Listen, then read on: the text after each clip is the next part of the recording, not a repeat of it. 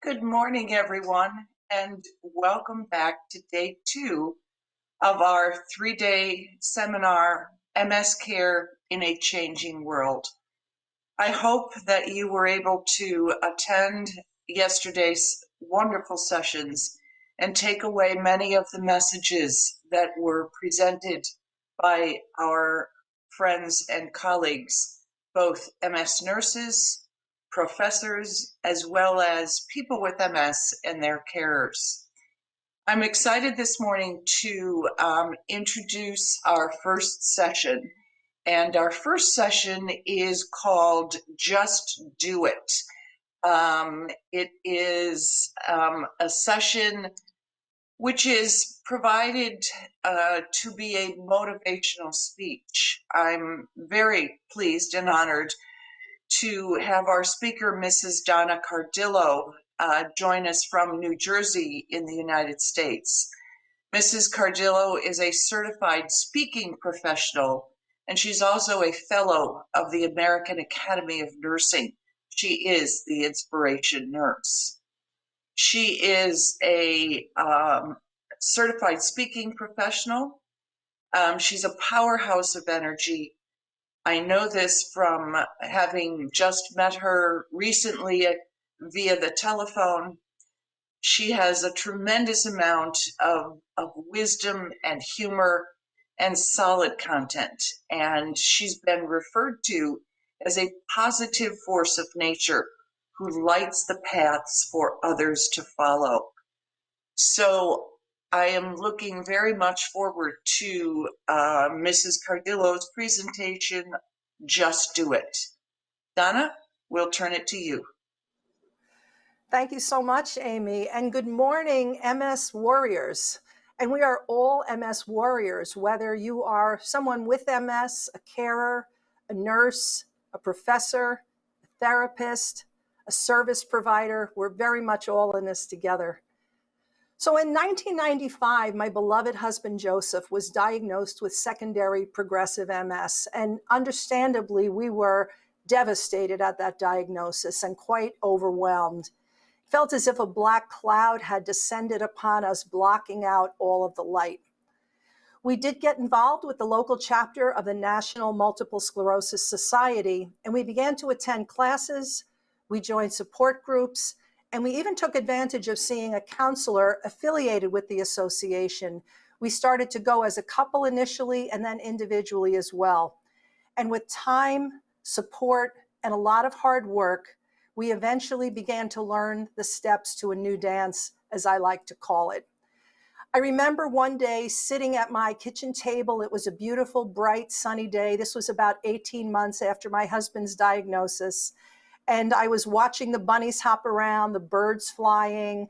And I thought to myself, no matter what happens in life, the sun continues to rise and set. My family still needs me, and life goes on. And that was a major turning point for me. And the light began to come back into my life. Now, the therapist my husband and I had been working with in the National Multiple Sclerosis Society in our local chapter thought that my husband and I were doing fairly well. And she suggested that we start presenting to others newly diagnosed at their educational programs. And we agreed to do that because we felt that it was a way to make something positive out of something that had seemed so negative. So we began to present, and we actually began to enjoy presenting. And the ancient theologian Erasmus said that when you give light, the darkness will disappear of itself. So by helping others and bringing light into other people's lives, we were inadvertently bringing light into our own life and uplifting ourselves. And what we wanted to do, our objective was to show other people that there is life after MS. Not just is there life, but life can be good. It can be full. It can be joyful. It can be happy. It can even be fun, believe it or not. So we began to present, we enjoyed presenting, and we even eventually were able to work some humor into our presentation. And just as an example, my husband at the time was using a cane. My husband is Italian, so he likes to use his hands to gesture a lot. So when my husband has a cane in his right hand and he's gesturing, of course, the cane would go around along with his hand. So I would tell the audience jokingly that when we presented, I was always sure to stand on my husband's left so I didn't get conked on the head. And everybody would laugh, and that's a good thing. It's really good to be able to laugh. It's difficult to laugh in the early days of MS.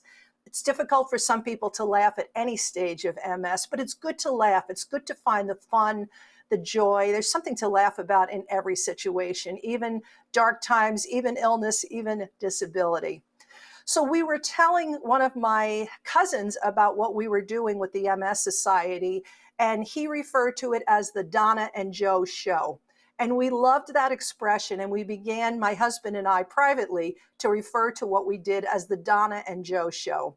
And although we no longer formally present to people with MS, we like to refer to our life to this day as the Donna and Joe show.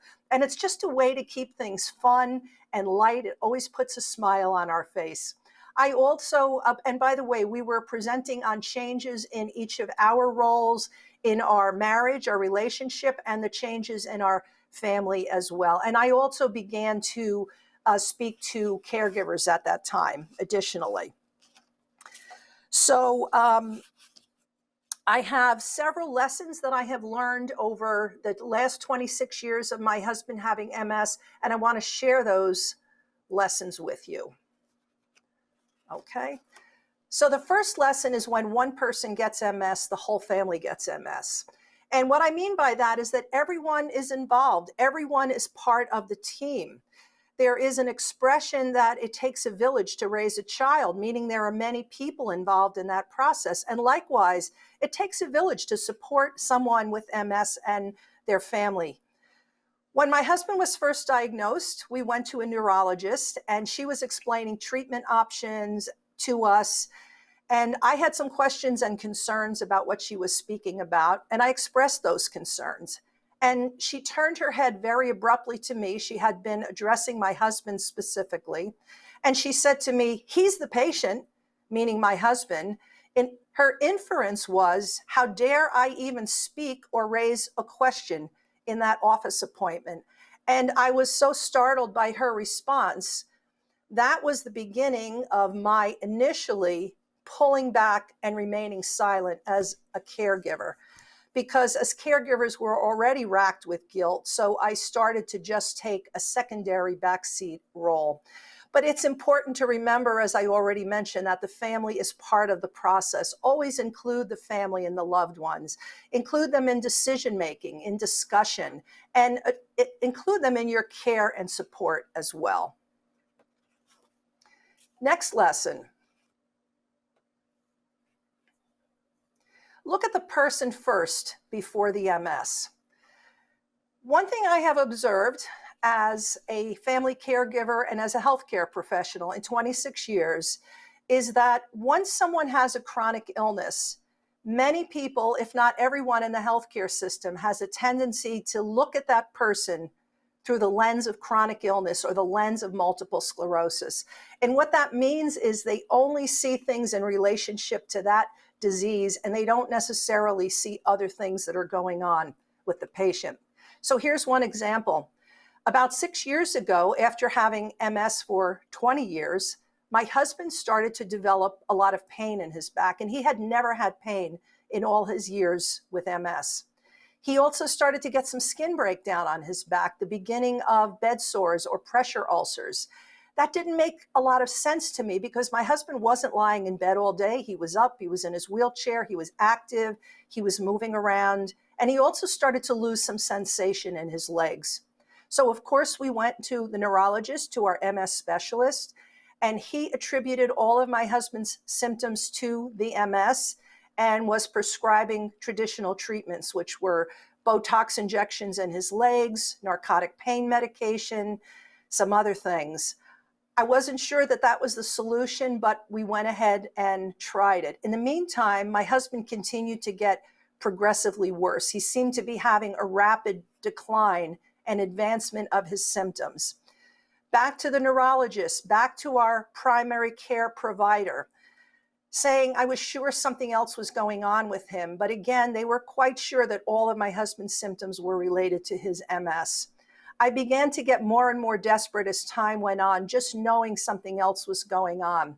One day, when my husband had a minor fall out of his wheelchair, I used that as an excuse to have him transported to the emergency room and to have him checked out. And they did some x-rays, nothing broken. They were going to send him home. I begged the professor in the emergency room to admit my husband to do more tests because I knew something else was going on with him. He reluctantly agreed, but he did admit him. And when an MRI of my husband's back was done, we were initially told that my husband had metastatic bone cancer. As it turns out, my husband did not have cancer at all, thank goodness, but that's what they initially diagnosed him at. So as they began to work him up for the primary site of cancer, of which there was none, I started to suspect that my husband did not have cancer at all, but that something else was wrong with him. And I spoke to his professor, who was primarily responsible for his care in the hospital one day. And I said to her, is it possible that my husband has osteomyelitis, which is a bone infection? Now, did I suggest that because I'm a brilliant clinician? Not at all. I got that idea because I had heard a man speak many years previous who said that he had serious pain. No one could find the cause of it. And finally, he was diagnosed with osteomyelitis, which is, again, a very serious bone infection. I thought that was a possibility because my husband now had very deep pressure ulcers or bed sores on his back right down to his hip bone. And when I suggested that to the professor, you know that look people get on their face when they have a sudden realization of something that they hadn't thought of before? Her face changed, and I saw that look, and indeed they did additional tests. It turns out that my husband had an abscess on his back that he'd apparently had for months, unnoticed. He had an infection up and down his spine, discitis, and indeed he did have osteomyelitis. And he started on a course of antibiotic treatment from there. He was very gravely ill and he did progress, but unfortunately he had residual damage to his body that remains with him today. Now, I don't tell you this story to criticize any healthcare professionals at all, but I tell you this story because sometimes with a chronic illness like MS, it's very easy for healthcare professionals to see everything through that lens and assume that everything going on is related to that. So I'm going to talk a little bit more about being an advocate in a moment. But additionally, when my husband was so debilitated with that illness before he was diagnosed, when he was first admitted to the hospital, he was laying in bed. He could barely move at that point because of pain in his back and his whole body. And I remember a nurse standing on one side of the bed. I was standing on the other side. And she said to me, is this pretty much how he is at home? In other words, she assumed that because he has MS, he was in this typical state of disability. And that was not my husband's normal state at all. In fact, prior to this illness, he was very active. He was very involved. He was very independent at home. And I said to her, no, this is not his usual state. He is typically a very vibrant, active, engaged man. He does all kinds of things at home. But again, so what I started to do was, because my husband is an artist, I brought in photos of his artwork and I put them anywhere in the room that they would allow me to paste them up. I would tell all of his caregivers individually when they first met my husband. I tell them about him. I tell them about his great intellect, about his interest in history, what he did for a living through his life as a human resource professional, the fact that he was an artist, that he had a very upbeat spirit and a great sense of humor. I wanted his care providers to know who my husband was beyond the MS. So I was always advocating for him. So just be aware of that. And as those of you that are professional caregivers, always look at the person first, get to know them, but don't assume that all of their ailments and symptoms are related to the MS. It can miss some very significant things in the meantime. So the third lesson is that family caregivers or carers are often the silent, overlooked partners. we are often in the background. And as I mentioned, sometimes we're pushed in the background when we're excluded from care, from discussions, from decisions. And of course, we want a lot of attention. Most of the attention is on the person with the MS. That's only natural. But carers and family caregivers have a higher percentage of chronic illness and premature death than the average person. Why is that? Because we don't take care of ourselves. We absorb a lot of stress. We often absorb the stress for the entire family and community, and we don't even tend to ourselves. We sometimes even get physical symptoms of illness or other things, and we don't pay attention to them. As a carer, it's very easy to get sucked into the vortex of caring and completely lose yourself. So look caregivers in the eyes when you meet them. Those of you that are professional caregivers, look them in the eyes. Ask them how they're doing. When my husband was in the hospital initially with this illness that I just described to you, and he was very sick laying in bed, I was just a wreck with worry about him. And initially when they said he had cancer that had supposedly spread to his spine, which again, he did not. That was the initial diagnosis. We were so distraught. And I remember one day a nurse on the other side of the bed, she looked at me and she said to me, "How are you doing?" And I thought, oh my gosh, I don't know when anybody has ever asked me that question. And I had to think for a minute. I really wasn't sure how I was. And I tried to formulate an answer, but I couldn't even find the words. I felt like I wanted to start crying. I had been even holding all of that in. And I remember my eyes welling up with tears, and I'm not really sure what I said to her, but look caregivers in the eyes. Ask them how they're feeling. Are they eating? Are they sleeping? What kind of resources do they have? And maybe provide some resources. It's also important to pull caregivers or carers off to another space, another room, because we don't want to talk about our own issues in front of our loved one with MS because we're already guilt-ridden, and we certainly don't want to take any time or attention away from that person. We feel guilty talking about our own issues and our own needs. Okay, so remember to focus on the caregivers and give them as much of your care and attention. Be your own best advocate. Now, even those of us who are healthcare providers and professionals, we don't know everything. We don't have all the answers. Healthcare is very complex. MS is a very complex, multidimensional illness. So do your own reading and research. Don't be afraid to question care providers, professors, nurses, therapists, and discuss things with them. Ask any questions that you have. Don't just blindly follow treatment plans sometimes. Just make sure that you understand it and you weigh the pros and the cons to both. Be a partner, be involved, be proactive in your own care. There are always things to be grateful for, always things to be grateful for, even in the midst of tragedy and darkness. And gratitude is a great way to approach living. You know, people often talk about things like the gift of cancer or the gift of chronic illness, because what happens when we get a diagnosis, we or anyone in the family, because when one person is diagnosed, it impacts the whole family.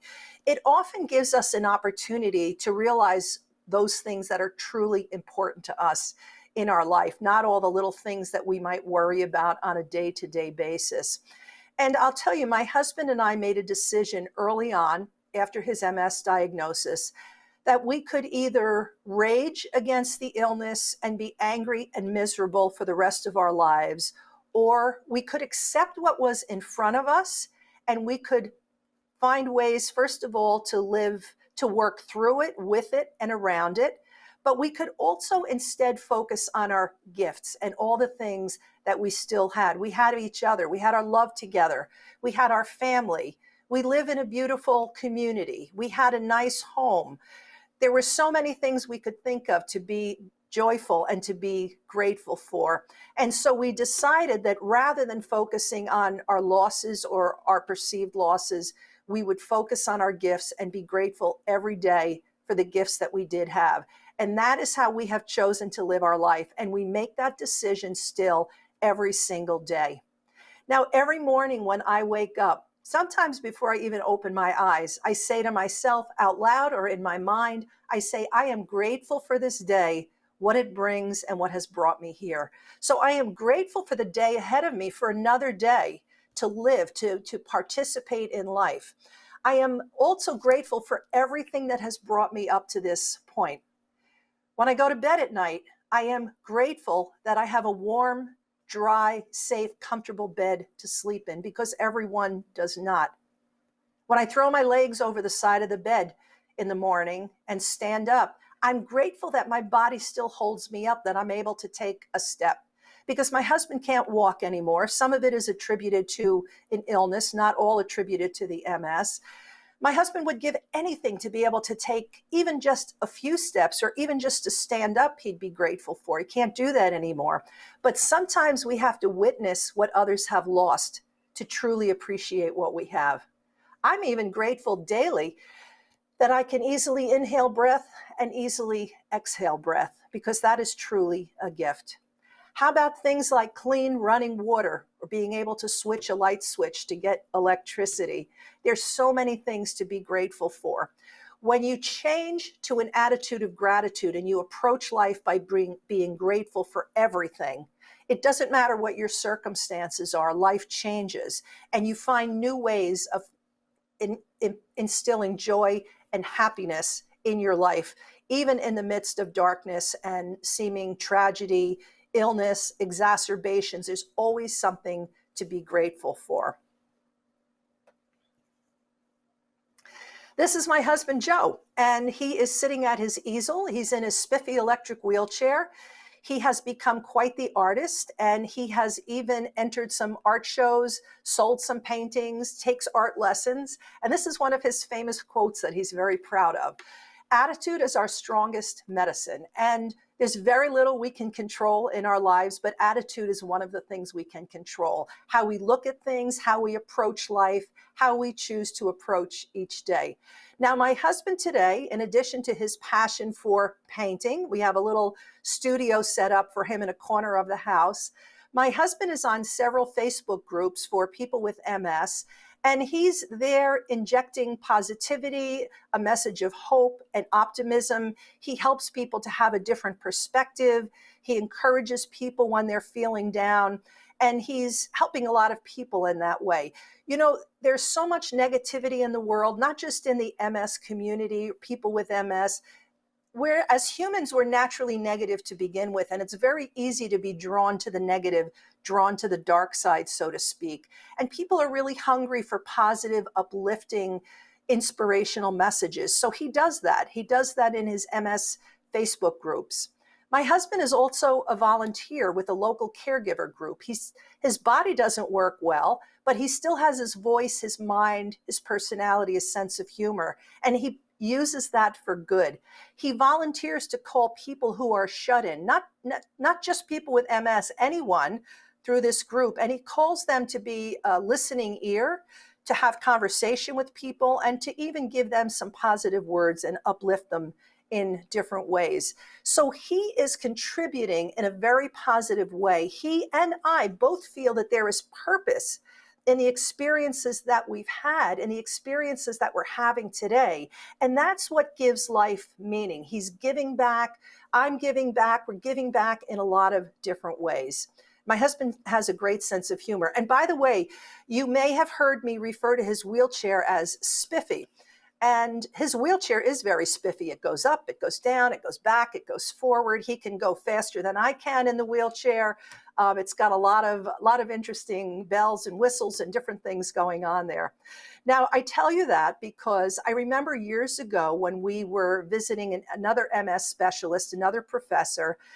Every month when we would go for a visit, my husband was still walking at the time. He would find a walker somewhere in the department, and he would have my husband walk up and down the hall so that he could observe his walking.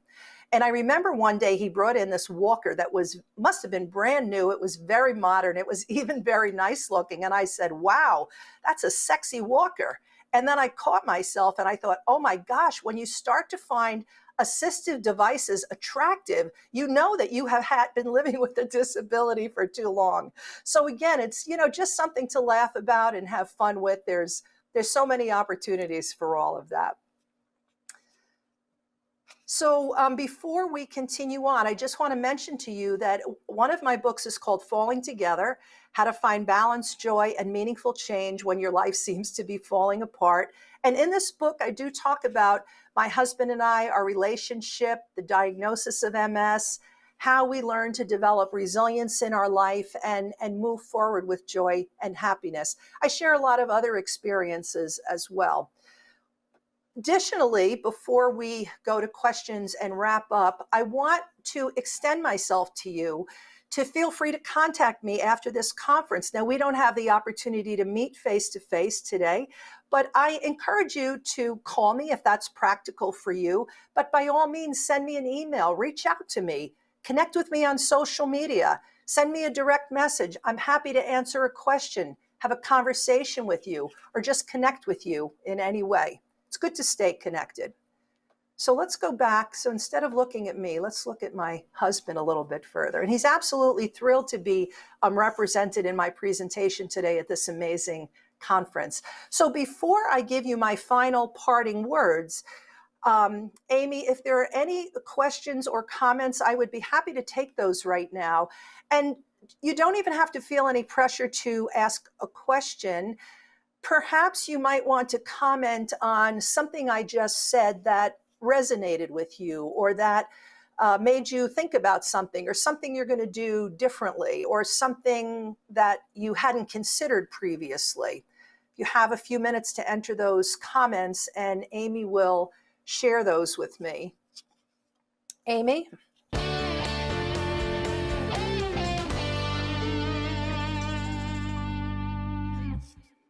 The comments and the questions that get entered into the system comes directly to me, and then I'll be able to read them to you. Okay. While we are waiting for our comments to come in, and I do encourage all of you, I would like to thank you just from the bottom of my heart, Donna, for your incredible, inspirational, motivational discussion.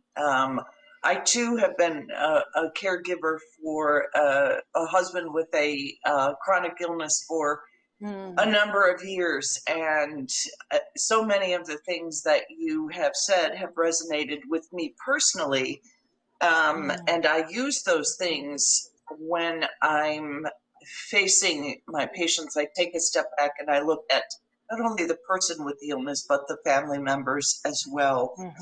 So we've got a couple of things coming in. I would like to ask the question, first of all, you talked about when you and Joe first got the diagnosis, and working with the therapist, but I'm wondering if there were people in the healthcare arena, whether that was nurses or social workers, perhaps somebody in rehab, that might have been a particular source of support for you, because I know we have many different varied healthcare professionals in our audience today that might benefit hearing from what their role did to impact you. Well, as I mentioned, we did start to see a counselor, a therapist in the beginning, and that woman was a licensed clinical social worker. She was a great help and support to us. And I am a big advocate of using counselors and mental health professionals. Many people feel that mental health professionals are only for people with diagnosable mental health issues, like depression or other things, which they absolutely are. But what I have learned is that counselors and mental health professionals, whatever their background, whether a professor, a social worker, a nurse, they are really there to help and support us and navigate our way through life's challenges. I don't know how my husband and I would have gotten through the early days of the MS diagnosis without having the mental health support that we did have from that individual particularly, because she helped us understand and really step back and look at the changes that were occurring and help us to create a new normal. That's a phrase we use a lot in the MS world. So yes, life is different than we had planned. It's different than we ever anticipated, but that doesn't mean that it has to be difficult and dark. It can just be really good in a different way. And she helped us to see that and helped us to work our way through that. I'm also always grateful to the nurse who looked at me that day and said to me, "How are you doing?" Because that was just not something I was thinking of in that particular time. So those are just a couple of things. Today, we have a nurse who comes to the house through the visiting nurse service. We occasionally have a physical therapist, occupational therapist. All of these individuals are an amazing help and support, not just to my husband, but to me as well, because each of those individuals has their own expertise. They notice and observe things about my husband and sometimes even about me that we don't even notice or know can be improved upon or is a problem. And they bring such caring, such warmth, such expertise. As I said, you really do need a village of people to help. I do know some people that have been diagnosed with MS who stay very isolated. They're alone. They do just wallow in their darkness. I'll never forget one thing I didn't mention as a caregiver. When Joe was first diagnosed, I could not find any support groups just for me, just for a caregiver. And as I mentioned, we don't want to talk about our issues in front of the person with the illness. So one thing I did was I started my own support group. Now, in retrospect, that wasn't great for me because I needed help. And here I was, supporting other caregivers. But through that support group, I met a man, his parents were in my group. He was an adult man with MS, and he called me one day. He had a question for me about some resources. And I said, "Oh, hi, Jack." That's not his real name. I said, "Oh, hi, Jack. How are you?" And he sounded very taken aback. He said, "Well, I have MS. How do you think I am?" In other words, talk about seeing everything through the MS lens. From his perspective, the fact that he had MS meant that his life was dark. It was miserable. Why would I even ask him how he's doing? Because obviously he's doing terribly just by nature of having MS. He was also someone who was staying very isolated. I don't think he left the house. I don't think he was, and everybody can't leave the house. I don't think he was connected or participating or using any services that were available to him. So I myself even once thought that reaching out for help was a sign of weakness. I know now that reaching out for help of any kind is a sign of strength. And there are so many people available to help and support us. And we really have to open ourselves up to that. Wonderful. Thank you. Well, I am quite pleased to tell you that the chat box is about to explode. There are so many comments and questions in there. So we'll get to as many as we can. Indeed. First question comes from Milos, and Milos says, "I would appreciate Donna's reflection on MS and spirituality. How important is the spiritual life for a patient and a caregiver?"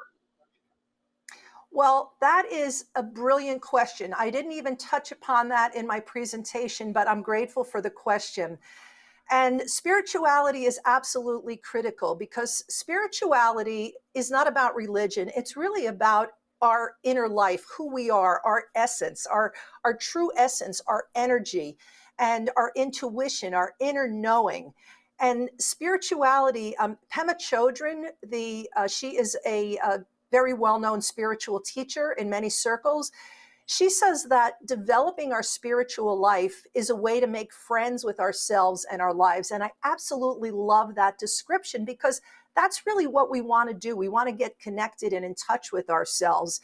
So I am a meditation practitioner. Today, I am also a meditation teacher. My husband has also learned to meditate. My husband has gone to classes of yoga for people with MS, but there's lots of ways to do yoga. Spiritual life also includes spending time in nature. I also happen to be a forest therapy guide, which is someone who brings people out into nature for a very focused, mindful nature experience. We are all part of nature. We're not separate from nature as human beings. And I sometimes will hear people say, "Oh, I've gotten disconnected from nature." because we're part of nature, if we feel disconnected from it, we actually are feeling disconnected with ourselves. So spirituality is key for quality of life in any situation, but especially when we have chronic illness, especially when we have challenges, all of those things. In fact, I'm currently revising one of my books that I wrote for new nurses, and I wrote a chapter on resilience in the book. And I'm talk a lot about spirituality in that chapter. And I want to address the word resilience too, because that word is used a lot today, especially after the COVID-19 pandemic, but it is misunderstood. Some people think that resilience means you just bounce back from tragedy, but that's really not what it means at all. Resilience is developing a set of tools, a toolkit that you can use when times do get difficult. And by the way, everybody has difficult times. I have learned that someone can appear well on the outside. They can be dressed well, smiling, live in a nice house, but everyone carries a heavy burden. I didn't always know that.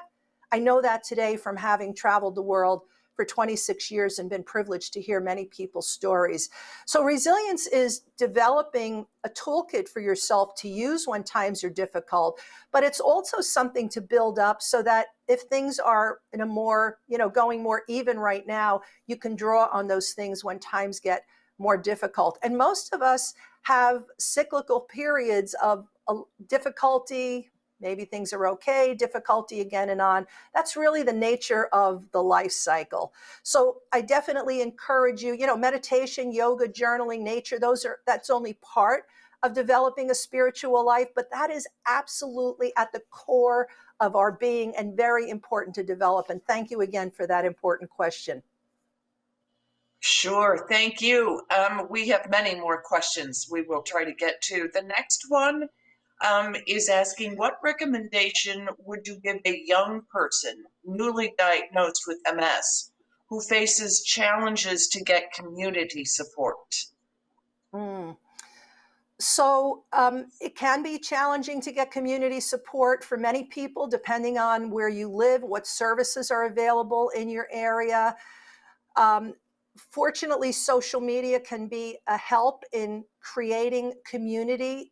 Even if you don't have sources geographically close to you, there are a lot of private Facebook and other online groups that are supported or are people in the same type of category. It would be ideal to find a support group rather than a self-help group of people in your own age group with MS. And the difference between a self-help group and a support group, although people use the terms interchangeably, a self-help group is usually a group of individuals with something in common, could for young people with MS, for example, whereas a support group is usually a group that is led by a professional, by a nurse, by a professor, by a social worker, to help individuals cope with that. So if there isn't anything locally, then certainly there's opportunity to create something online. But I would make sure to reach out to any multiple sclerosis associations in your area or in your country, certainly to any hospitals or other healthcare institutions, even neuroscience nurses or MS nurses. Sometimes nurses have a lot more information and are more aware of resources than some other healthcare professionals, not always, but I'm just saying to reach out to nurses and ask them about sources. Ask people, the more people you talk to, the more information and resources you'll find. But you definitely want support, you want to reach out for help. Great, thank you. So Mariana says that gratitude influenced her. And Demetra says, wonderful presentation. The caregivers are the silent victims of MS.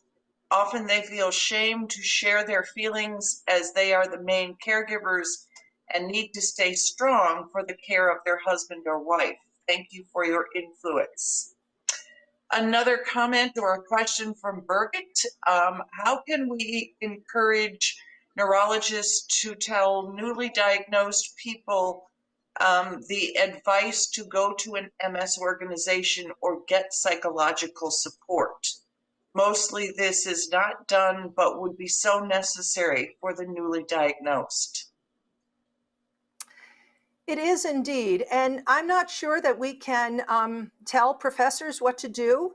We can share information. We can even sometimes sharing it in a conversational way. For example, and I'm not sure the background of the person asking the question, but if you have a conversation with a neurologist in the future, you might mention that you were listening to a presentation or that you attended this entire conference and you learn that there were a lot of resources out there and how helpful that could be. You might suggest that they have someone on their staff create a resource list to give people who are newly diagnosed with MS, because people really do feel lost in the beginning. I'm not even sure how I learned about the MS Society when we were first diagnosed, but this is again where MS nurses can really, I would love to see you play a more active role in helping people with these resources and talking to them and providing information, and therapists as well, certainly. So have a conversation with the neurologist, whether you're a healthcare professional or you're a carer or a person with MS. Conversationally, you could tell them that a list would be helpful. You could maybe talk to their office manager or assistant if they have such a person. Talk to the MS nurse and see about creating a list and finding ways to get that information out. Wonderful. And that's Thank very you. important. Indeed. We have another comment from Mariana, who says, my mom is my carer. I never thought that it is challenging for her. Thank you for your understanding. Mate says, what are the most important daily self-care habits for the caregiver to build resilience? Yeah, that's a good question. So just generally speaking, because we all kind of find our own place. What's important for the caregiver, people say, I don't have time, I'm too busy for things, but I'm an advocate for even a 1-minute daily positive ritual. And sometimes it can even be a little bit longer. But I recommend, and this works for any of us, a caregiver, person with MS, healthcare provider, anyone, to just have some sacred time in your day, even 1 minute, where you start your day by setting an intention. An intention is how you want your day to go. So for example, in the morning, I face a large window in my bedroom where the sunlight comes in. I put my hands in prayer. I bow to the day and I say, I bow to the day and to my own potential. So bowing is a sign of respect. I'm bowing to the day before me. I'm bowing to myself. I'm honoring myself as well. I then like to set an intention. And there's an expression that where your intention goes, your energy flows. So your intention for the day could be self-love. It could be patience. It could be joy. It could be passion. It could be forgiveness of self or others. So my intention almost every day is joy and passion. Those are joy and gratitude. That is my intention every day. I choose to live my day in joy and in gratitude. And then it's good to take just even 1 minute of deep breathing. I mentioned meditation, and a lot of people are intimidated by meditation and don't even understand it. In fact, when people say to me, I can't meditate, I tried to meditate, it doesn't work, I say, have you ever had any formal instruction or coaching in meditation? They always say no. That's one of the reasons I became a teacher. But you don't even have to meditate. You can just work on slow, deep breathing. Our breath is something else we take for granted. If you close your eyes for a moment or just cast your eyes downward, focus on your breath, slow, deep breathing. Do that for a few minutes. You could have this daily spiritual ritual or self-care ritual for 1 minute. You could expand it to 5 minutes and work from there. I read something positive and inspirational every day in a day book. There's a book called The Book of Awakenings by Mark Nepo. He's a cancer survivor. That's not what he writes about, but he just writes some wonderful things for self-reflection. I might journal a little bit. Care providers need a break, they need respite, and many will say, I can't get away, I can't leave my loved one alone, but there are always people willing to help. I tell caregivers, when people say to us, is there anything you need? We usually don't even know what we need. So we always say no, or people say, let me know if there's anything you need. We don't even know what to ask for. So my best advice to carers is to next time someone asks you what they can do for you, or to let them know if you need any help, I said, say to them, what do you suggest? And they might say, oh, well, I could bring dinner over, or I could run to the store for you, or I could sit with your loved one for a while so that you could have some time to yourself. I said, default to yes. Just automatically say yes. Even if you don't feel you need anybody to go to the store, just say yes and take advantage of that. Because when you say no all the time, no, I don't need anything, no, I don't need any help, people stop asking. So default to yes. Open yourself up to help and support. And that is very important. And then people are more willing to help. And I'll tell you something else I have learned through living with MS with my husband for 26 years. Initially, when people would run to open a door for him or whatever because he was in a wheelchair, he would be very resentful of that. He'd say, I can do it myself, I'm very independent. But I saw the look on the face of the people who were helping him. They would get such joy in being able to help and to give. And I said to my husband one day, I said, you know what, just give them the gift of helping you. Just let them hold the door for you. Say, thank you, that was very helpful. So I learned that sometimes the giving is in the receiving. Even allowing people to help you is giving a gift to that person as well, instead of refusing their help all the time. I hope that answers the question. Yes, and unfortunately, we have many, many more questions and many, many more speakers to finish out our day. Yes, of course. Donna, thank you so much. I just have a few parting words, Amy, and please, anyone who didn't have their question aired today, please get in touch with me. I'm happy to answer it. So I just want to remind you and leave you with this. No matter what your role is, those of you on the conference today, there's always something new to learn. There's always room for self-employment. There's always joy to be found in tragedy and gratitude in darkness. Get out there and just do it. Thank you so much, Donna. So very much. My pleasure, appreciated. Amy. My pleasure. Yes, thank you. And I would like to ask our fantastic drawer to please share his drawing of the session with us. Oh, wow. Oh, wonderful. Gosh. Let me get a picture of that, please, before you take it down. Oh, man. Wonderful.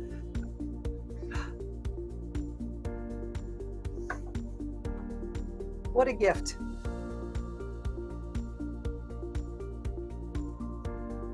Indeed.